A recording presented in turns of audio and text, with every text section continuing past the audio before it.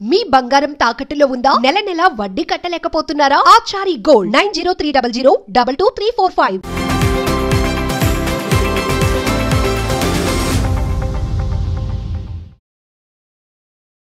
నమస్తే, welcome to magnet TV. నేను ఆదిత్య.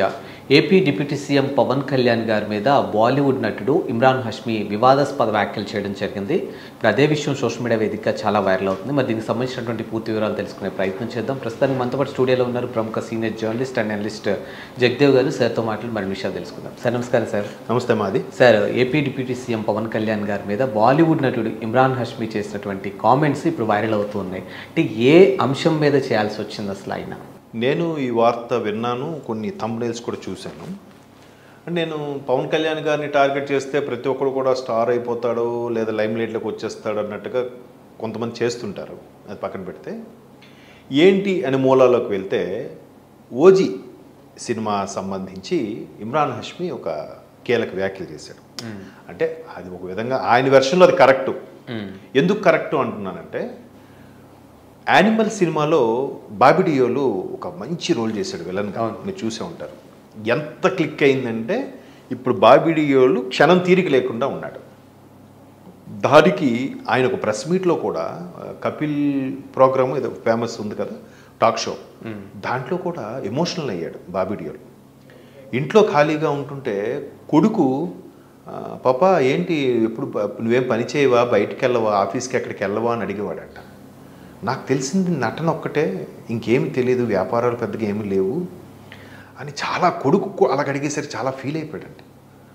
అప్పుడు తలుపు తట్టాడట ఆయన తలుపు. The great director Sandeep Reddy Vanga అని చెప్పాడు. సందీప్ రెడ్డి వంగ అనే వ్యక్తి ఆ క్యారెక్టర్ నన్ను ఎందుకు అనుకున్నాడో నాకు సెకండ్ ఇన్నింగ్స్ ఏంటో తెలియదు. ఆ క్యారెక్టర్ని చేసిన తర్వాత అభినయులు ఎంత బాగా చేశాడు, ఒక మోగోడ్లాగా వెల్నిజంతో.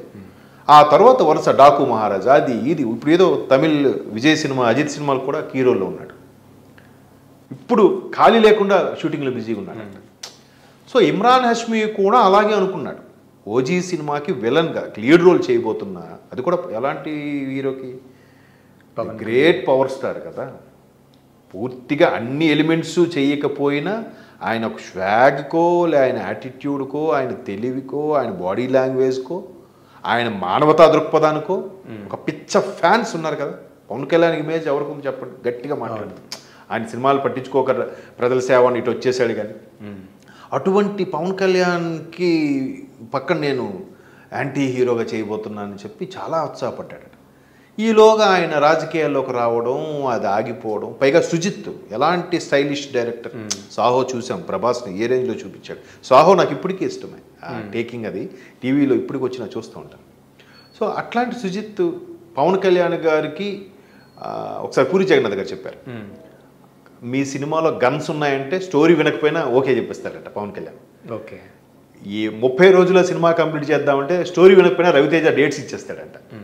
అట్లా ఒక్కొక్కరికి ఒక్కొక్క ఇంట్రెస్ట్ ఉంటుందంట.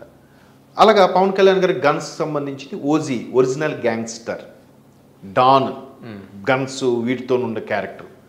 సో ఆయనకున్న ప్రత్యేకమైన ఒక స్వాగ్తో సూపర్గా ఉన్నట్టు అనుకుంది. ఈ విలన్ క్యారెక్టర్ రిలీజ్ అయిపోయి ఉంటే ఇప్పటికి నేను కూడా బాబీ డియోల్ లాగా బిలీజ్ అయిపోతున్నాను కదా. ఇప్పుడు పవన్ కళ్యాణ్ అందులోకి వెళ్ళిపోయాడు. దీనివల్ల ప్రొడ్యూసర్కి నష్టము, నాకు కూడా చాలా కెరీర్ వెనకపడ్డాను ఫీలింగ్. ఇంకోటి ఏంటంటే, ఆయన ఇమ్రాన్ హష్మీ వాళ్ళ అబ్బాయికి కూడా అటాక్ అయ్యింది, తీవ్రమైన జబ్బే అటాక్ అయితే. పాప దాంతో చాలా కుంగిపోయాడు. తర్వాత రక్షించుకున్నాడు, చాలా బాధపడ్డాడు. అందుకే సినిమాలకు గ్యాప్ వచ్చింది. గ్యాప్ వచ్చి సెకండ్ ఇన్నింగ్స్ ఇది. సరే, పవన్ కళ్యాణ్ గారు మొత్తానికి డిప్యూటీ సీఎం అయిపోయాడు, ఆయన ఏదో అడ్జస్ట్ చేసుకుంటా ఆయన టైంకి ఇతనికి డెంగ్యూ ఫీవర్ వచ్చిందంట. అక్కడ ఒక 1 month గ్యాప్ తీసుకున్నాడు. అరే మళ్ళీ ఇప్పుడు పవన్ కళ్యాణ్ గారి సీన్స్ అన్నీ అయిపోయాయి. బట్ డెంగ్యూ రాకపోయింటే ఇప్పటికీ అయి ఉండేది కదా. ముందంతా నేను ఫ్రీగా ఉన్నప్పుడు ఆయన డేట్స్ ఖాళీ లేవు. అఫ్కోర్స్ పెద్ద హీరో కాబట్టి మాకెవరు, అంతే కదా, హీరో బట్టి వాళ్ళ రేపు ఇండస్ట్రీ నడుస్తుంది కాబట్టి ఆ పరంగా ఆయన అన్నాడు. ఒక వెర్షన్లో అది కరెక్ట్. ఇంకో వెర్షన్లో పవన్ కళ్యాణ్ అనే వ్యక్తి కూడా రాజకీయాల్లోకి వెళ్ళిపోయాడు, సినిమాలు చేయకూడదు, కానీ ప్రొడ్యూసర్స్ కమిట్మెంటు అగ్రిమెంట్ ప్రకారం చెయ్యాలి. వాడు బయటికి 10 రూపాయలు 20 రూపాయలకు వడ్డీ తెచ్చుంటాడు. ఎంత నష్టం ప్రొడ్యూసర్కి, రిలీజ్ అయిపోతే నష్టం ఉండదు. సో ఆ అకౌంటబిలిటీ ఉంది కాబట్టి ఆయన మిగతా టైంలోనూ అక్కడ దగ్గరలో సెటిల్ వేసుకోనో ఏదో చేయడమో, రాత్రి హైదరాబాద్ వచ్చి షూట్ చేసి మళ్ళీ తెల్లవారికి వెళ్ళిపోవడమో మొత్తానికి ఆయన చేస్తున్నారు. దానికి ఇండస్ట్రీ ప్రముఖులు కూడా వీళ్ళు రిక్వెస్ట్ చేశారు. ఏం రత్నం గారు లాంటి వాళ్ళకి హరిహర వీరమల్ ఇంకా లేట్ అవుతుందని 11 కోట్లు ఎంతో తిరిగి ఇచ్చారు మొన్నే, పెద్ద సెన్సేషనల్ న్యూస్ కూడా. సో ఆయన కూడా ఈ 3 ఒప్పుకున్నాం కదా, 3 కంప్లీట్ చేసేయాలని. ఉస్తాద్ భగత్ సింగ్, హరిహర వీరమల్లు, ఓజీ. సో ఆ పరంగా ఇమ్రాన్ హష్మీ అని ఉండొచ్చు. ఇమ్రాన్ హష్మీ అనేసరికి ఒక రొమాంటిక్ హీరోగా ఉండేవాడు, మంచి ఇదిగా. ఒక విధంగా చూస్తే నీకు అంత టాలెంట్ ఉండంటే మీకు వేరే అవకాశాలు రావాలి కదా. ఇది రిలీజ్ అయితేనే అవకాశాలు వస్తాయని ఎందుకు కూర్చున్నారు? మీ టాలెంట్ తెలీదా వాళ్ళకి? ఆ పరంగా చూస్తే ఒక వెర్షన్లో ఇది కరెక్ట్, ఒక వెర్షన్లో ఆయన కరెక్ట్ ఏమనిపిస్తుంది. సో మొత్తం మీద ఆ పరమైన వ్యాఖ్యలు చేసాడు, ఇప్పటికి రిలీజ్ అయ్యింటే నాకు కెరీర్ ఇంకోలా ఉండేది అన్నట్టుగా. సో చూద్దాం, ఇప్పటికైనా రిలీజ్ అయ్యి ఏదో సెప్టెంబర్లో రిలీజ్ అనుకుంటున్నారు, అన్నీ అనుకున్నట్టు జరిగితే. అది కూడా ఇమ్రాన్ హష్మీ పార్టీ ఒక్కటే ఉందంటే ఇంకా షూట్ చేయాల్సింది ఆయనవి. ఆయన సింగిల్గా ఉన్నవి, మిక్సింగ్ హీరో విలన్ చేసినవన్నీ చేసేసారు. ఆయన సింగిల్ పార్ట్ ఉంది, అది కూడా అయిపోతే పోస్ట్ ప్రొడక్షన్ అయితే సెప్టెంబర్లో రిలీజ్ చేయడానికి రెడీగా ఉన్నాడు. మధ్యలో 2 months ఉంది ఇంకా.